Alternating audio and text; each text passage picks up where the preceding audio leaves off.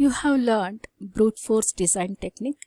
In this video, you learn what is divide and conquer technique is. Divide and conquer technique is well-known algorithm. Here, in the first step, you are dividing the instance of problem into two or more smaller instances. Then solve smaller instances recursively. Obtain solution to original instance by combining these solutions. So here there are two steps here, that is divide the problem into smaller instance, then in the conquering step, so you will be obtaining the solution for the original problem. We'll see the flow chart for this. Example here, problem of size n. Divide the problem by 2 so that you will be getting two subproblems of size n by 2. Find the solution for small subproblem 1 and small subproblem 2. Combine the solutions of these two subproblems to get the solution for original problem. This is the general plan for divide and conquer. So these three steps are very important. You need to write, that is dividing problem into smaller instance, then solve smaller instances recursively, obtaining the solution for the original. These three steps are called general plan for divide and conquer. Then write the flow chart. Then we'll see some examples here: merge sort, quick sort, binary tree traversal, binary search, multiplication of large integers, Strassen's algorithm to find matrix multiplication, then closest pair and convex hull algorithm. This is the general recurrence relation for divide and conquer. You have seen in the flow chart, whenever you divide the problem by 2, so you'll be getting two subproblems of size n by 2.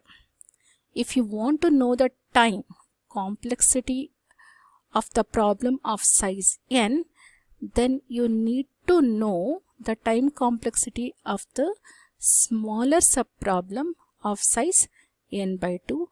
How many such are there? In this example, it is 2. But in general, you are dividing the problem by b. So with that, you will be getting the subproblem of size n by b. How many such subproblems? A subproblems. Okay. Now Tn is equal to A into Tn by b plus Fn.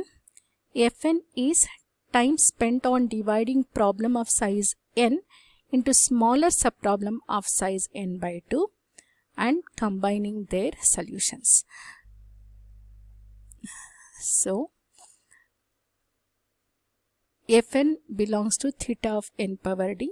D is greater than or equal to 0.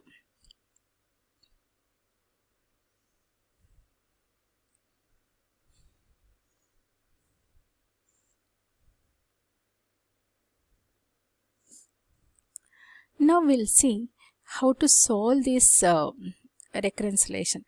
The recurrence relation can be solved in two methods. One is by applying backward substitution, other one by applying master theorem. So master theorem says if A is less than b power d, Tn belongs to theta of n power d.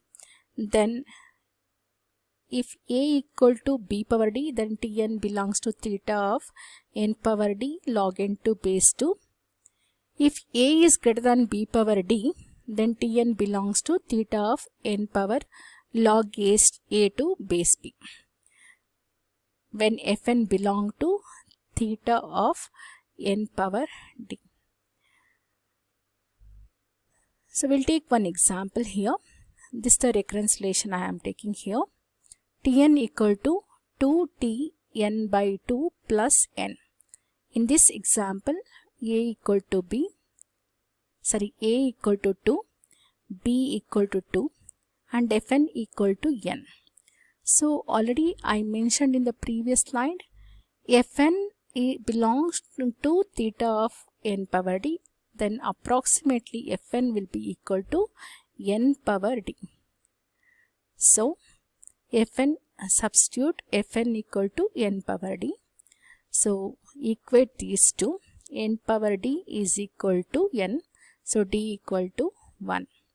Therefore, A, that is 2, is equal to b power d, that is 2 power 1. So A is equal to b power d.